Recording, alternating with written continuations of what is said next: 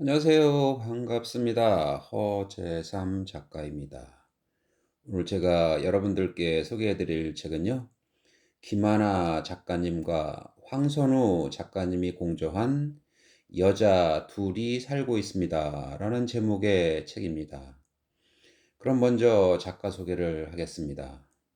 김하나, 읽고, 쓰고, 듣고, 말하는 사람. 작가, 진행자, 제1기획, TBWA 코리아에서 카피라이터로 일했다. 말하기를 말하기. 여자 둘이 살고 있습니다. 힘빼기의 기술. 내가 정말 좋아하는 농담. 15도를 썼고 예스24 팟캐스트를 진행 중이다. 느긋하게 살면서 세상 속에서 아이디어를 발견하고 감탄하기를 좋아한다. 황선우. 20년 동안 회사를 다니면서 240권의 잡지를 만들고 1000명을 인터뷰했다. 패션 매거진 W 코리아에서 가장 오래 일했으며 지금은 에디터 시절 배우고 익힌 기술을 다양하게 활용하는 프리랜서다.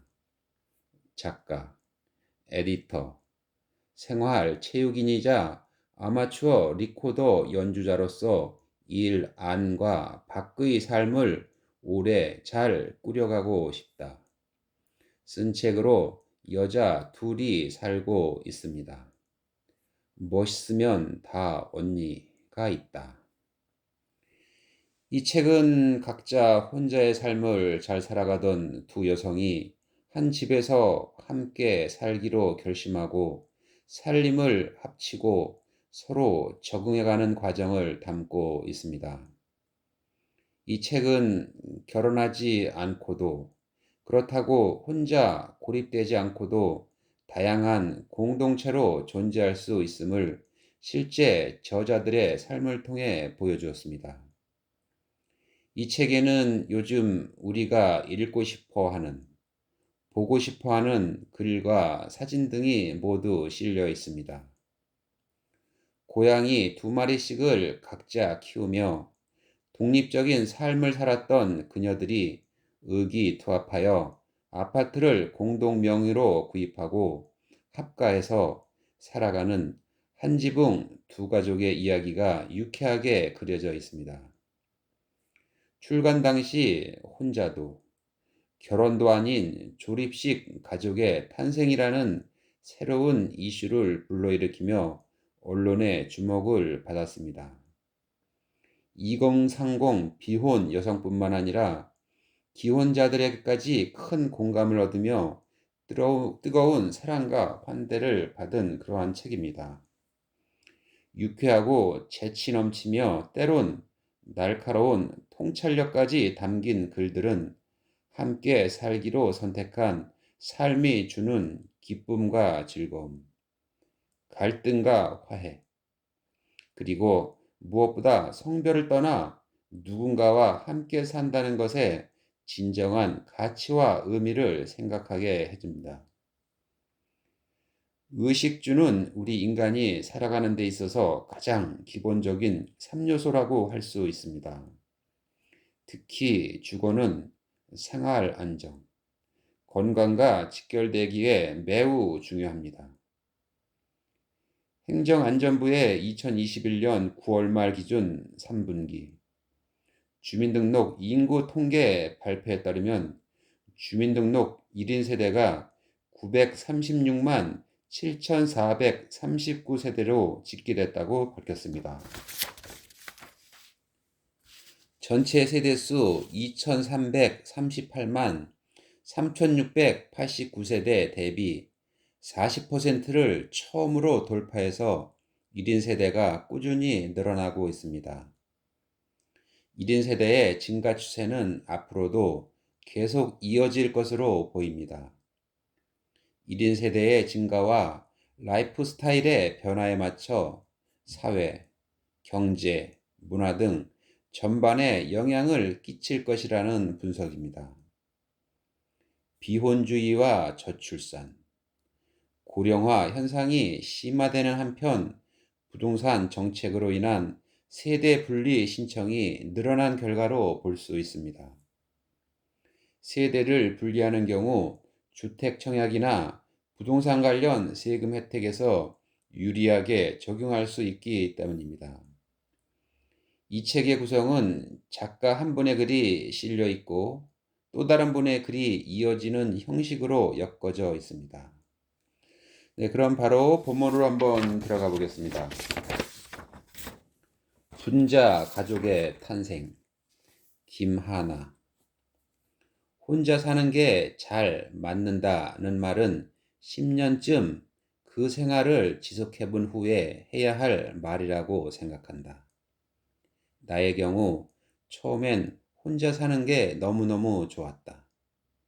가끔씩 친구와 함께 산 적도 있었지만 넓지 않은 공간을 나눠 쓰는 건 어지간히 성격과 생활 습관이 잘 맞지 않는 이상 서로 받는 스트레스가 컸다. 온전한 나만의 공간에서 발매트 하나부터 빨래를 널고 책을 꽂는 방식까지 내 맘대로 하는 게 나의 성격에 맞았다고 생각했다. 그런데 그런 생활이 10수년을 넘어가자 또 다른 스트레스가 쌓여갔던 모양이다. 언젠가 부산에 부모님 댁에 가서 자던 날 아침이었다. 일찍부터 부모님이 당신들의 식사를 준비하며 뭔가를 보글보글 끓이고 달그락달그락 그릇 놓는 소리에 나는 자연스레 잠에서 깼다. 밥과 찌개 냄새가 났다. 그 소리와 냄새 속에 누워있자니 한없이 따뜻한 느낌이 들었는데 어째선지 조금 눈물이 날 것 같았다. 그것이 그리 따뜻하게 느껴졌던 것은 곧 내가 혼자 몸을 일으키는 고요한 아침의 온도는 그렇지 않다는 뜻이기도 했다. 그날 아침 이후로 나는 혼자 살기 위해 내가 들여야 하는 에너지에 대해 의식하게 되었다. 특히 밤이면 잡생각과 일종의 불안 같은 것에 나도 모르게 에너지를 많이 쓰고 있었다. 그 고달함이 혼자 사는 삶의 가뿐함과 즐거움을 넘어서게 된 시점이 그 즈음 아니었을까 싶다. 결혼은 답이 아닌 것 같았다. 단지 혼자의 고단함을 피하자고 결혼 제도와 시월드와 가부장제 속에서 뛰어드는 건 고단함의 토네이도로 돌진하는 바보 짓이었다. 나를 충분히 바보로 만들 만큼 매력적인 남자가 갑자기 나타난다면 모를까. 하지만 그것도 내가 원하는 게 아니었다. 나는 자연스럽게 다른 삶의 방식을 모색하기 시작했다. 친구들에게 같이 사는 건 어떨지 떠보기도 하고 쉐어하우스를 알아보기도 했다. 그러다 나와 사정이 아주 비슷한 친구를 만나 같이 살게 되었다. 같은 부산 출신에 오랫동안 혼자 살았고 이젠 혼자가 아니면서 결혼도 아닌 삶의 방식을 생각하기 시작했으며 나처럼 고양이가 2마리 있었다. 우리는 은행에 도움을 얻어 넓은 집을 샀다. 둘이 따로 집을 구할 때보다 훨씬 유리했다. 각각이 구할 수 있는 10몇 평 집에 주방, 화장실, 현관이 빼곡하게 들어가 있는 것보다 그것들을 갖춘 30평 집을 둘이서 나눴으니 넓고 쾌적해서 좋았다. 고양이 넷도 전에 없이 넓은 공간을 뛰어다니게 되었다. 게다가 결정적으로 이 집엔 욕조가 있다. 혼자 살기 좋은 조그만 집에 불만은 크게 없었지만 단 한 가지만은 참 아쉬웠다. 욕조가 없다는 것. 이제 동거인과 같이 산 지 2년이 넘었다. 만족도는 최상급이다. 동거인은 각종 요리와 어지르기, 빨래 돌리기를 맡고 나는 설거지와 청소, 정리, 빨래 개기를 맡아 집안일에 배부는 절묘한 균형을 이룬다. 밤에 자려고 누웠을 때 한 집에 누군가 있다는 것만으로도 긴장이 누그러든다. 서로의 인기척에 자연스레 잠이 깨고 집에서 매일같이 인사가 오가는 게 일상의 생기를 불어넣는다. 혼자 살 때 정서적 체온 유지를 위해 많은 노력이 필요했던 데 비해 둘이 사니까 그게 자연스레 이뤄진다는 점이 좋다. 물론 육체적 체온 유지를 위해 욕조에 몸을 담글 수도 있다. 게다가 최고로 좋은 점은 우린 여전히 싱글이라는 점이다. 명절이면 각자 부모님께 다녀오거나 안부를 전한다. 부모님들은 우리가 함께 산다는 점에 매우 흡족해 하신다. 훨씬 든든하다나. 요리를 잘하시는 동거인의 어머니는 내가 좋아하는 반찬을 챙겨서 보내주신다. 나는 찾아뵙거나 효도여행 계획을 짤 필요 없이 맛있다 라고만 하면 된다. 싱글 생활의 가뿐함과 동거의 유리함이 함께한다. 물론 우리는 여러 가지가 잘 맞는 운 좋은 케이스다. 혼자 살기 아니면 결혼밖에 선택지가 없다고 생각했다면 우리의 즐거운 동거는 불가능했을 것이다. 얼마나 아까운가. 우리나라 1인 가구 비율이 27%를 넘는다고 한다. 1인 가구는 원자와 같다. 물론 혼자 충분히 즐겁게 살 수 있다. 그러다 어떤 임계점을 넘어서면 다른 원자와 결합해 분자가 될 수도 있다. 원자가 둘 결합한 분자도 있을 테고 셋, 넷 또는 12이 결합한 분자도 생길 수 있다. 단단한 결합도 느슨한 결합도 있을 것이다. 여자와 남자라는 원자 둘의 단단한 결합만이 가족의 기본이던 시대는 가고 있다. 앞으로 무수히 다양한 형태의 분자 가족이 태어날 것이다. 이를테면 우리 가족의 분자식은 W2, C4쯤 되려나. 여자 2, 고양이 4. 지금의 분자 구조는 매우 안정적이다. 혼자력 만렙을 찍어본 사람, 황선우. 혼밥이라는 개념이 주목받으면서 그 레벨에 대한 글이 돌아다녔다. 편의점에서 혼자 라면 먹는 건 몇 단계, 패밀리 레스토랑은 몇 단계 하는 식이다. 이런 단어가 참 새삼스럽게 느껴지는데 왜냐하면 나는 혼밥을 그야말로 밥 먹듯 해왔기 때문이다.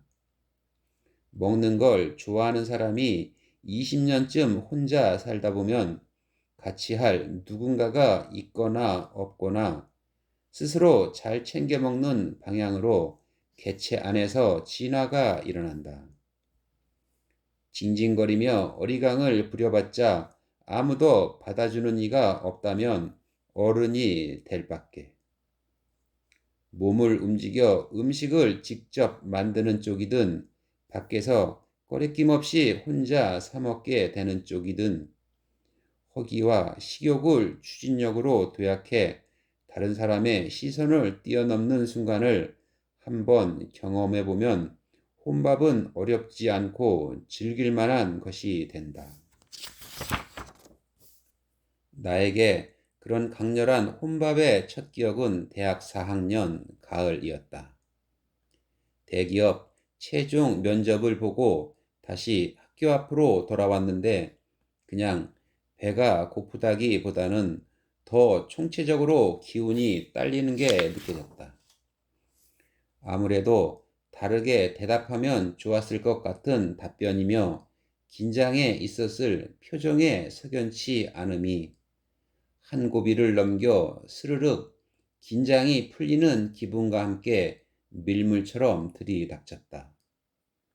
면접 본 곳에 합격하지 못할 것 같다고 나는 이미 예감했다. 그리고 오늘 저녁뿐이 아닐 앞으로도 지난하게 이런 문턱들을 지나야 하리라는 막연함 앞에 무릎이 후들거리는 것 같았다. 온 몸과 마음의 기력을 끌어내서 버텨야 할 사회생활과 미리 압축해서 맞부딪힌 경험이었는지 모르겠다. 그날 나는 면접비를 봉투째 들고서 신촌 어느 돼지갈비집으로 들어갔다. 혼밥일 때도 고기는 2인분 주문이 불판에 대한 기본 예의다. 자취생은 채소를 먹을 기회가 잘 없으니 쌈도 부지런히 싸고 된장찌개와 공깃밥까지 시켜 야무지게 먹고 나왔다. 소고기였다면 너무 빨리 익어버려서 곤란했겠지만 돼지고기는 천천히 내 페이스를 지키며 먹기에 적절했다. 그때의 고기는 맛있기도 했지만 면접에 망하고 조금 찌그러져 있는 내 자아에까지 팽팽하게 콜라겐을 공급하는 듯했다. 예감대로 나는 그 대기업 면접에서 불합격했으나 대신 몇 가지를 얻었다. 몸과 마음에 기운이 필요할 때는 스스로를 잘 먹여야 한다는 깨달음. 혼자 당당하게 고깃집에 들어가 2인분을 구워 먹을 수 있는 경험치. 작은 실패를 삼키고 내려보내는 소화력 같은 것 말이다.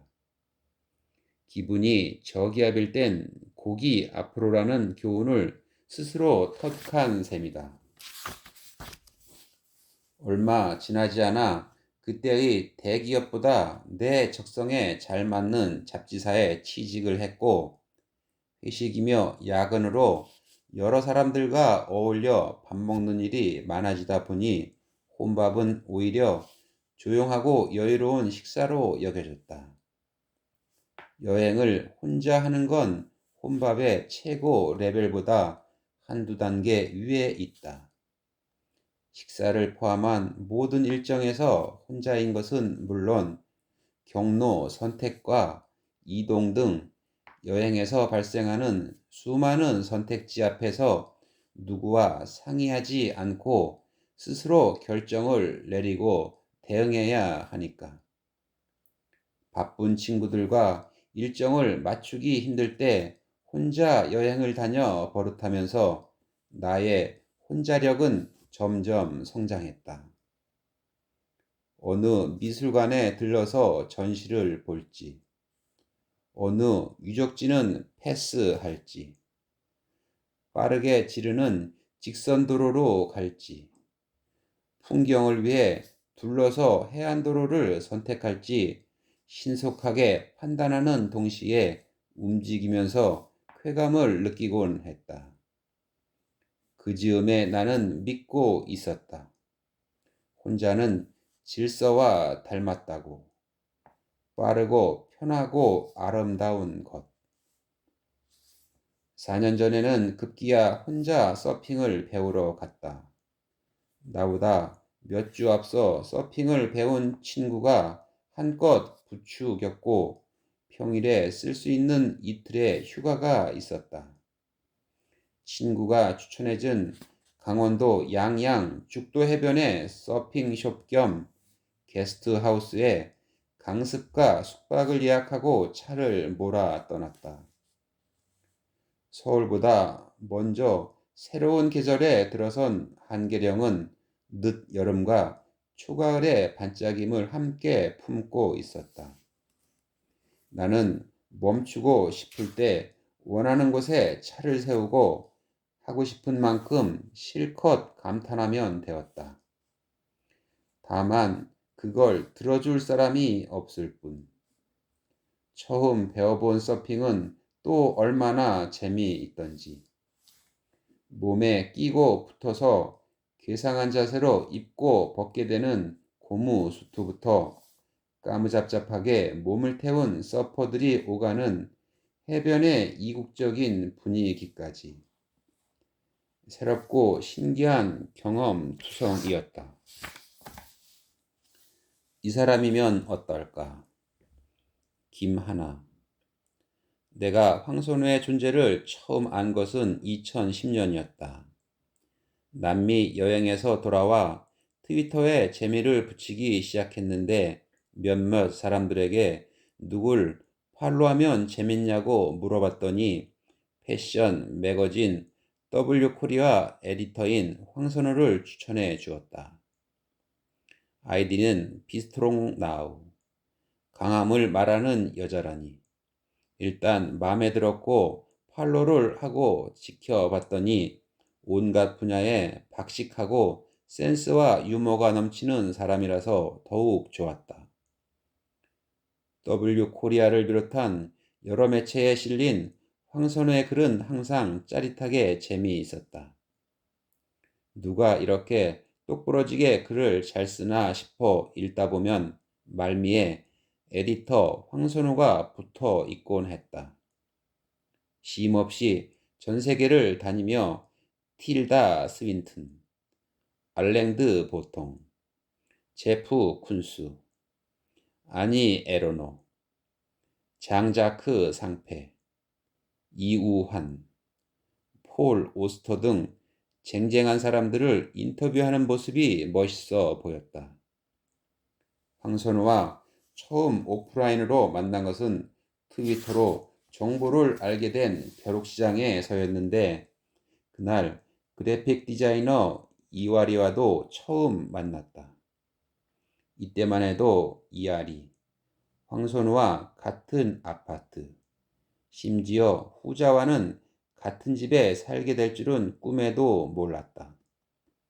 황선우와는 노는 물이 비슷해서 술집이나 콘서트, 음악 페스티벌 등에서 마주치기도 하고 같이 어울리기도 하면서 1년에 두어 번 얼굴 보는 사이가 되었다. 그렇게 6년이 지났다. 실제로 만나는 건 가끔이었지만 트위터에서는 곧잘 얘기를 주고받았다. 네, 오늘 저는 여기까지 마치고 다음 시간에 다시 뵙겠습니다. 감사합니다.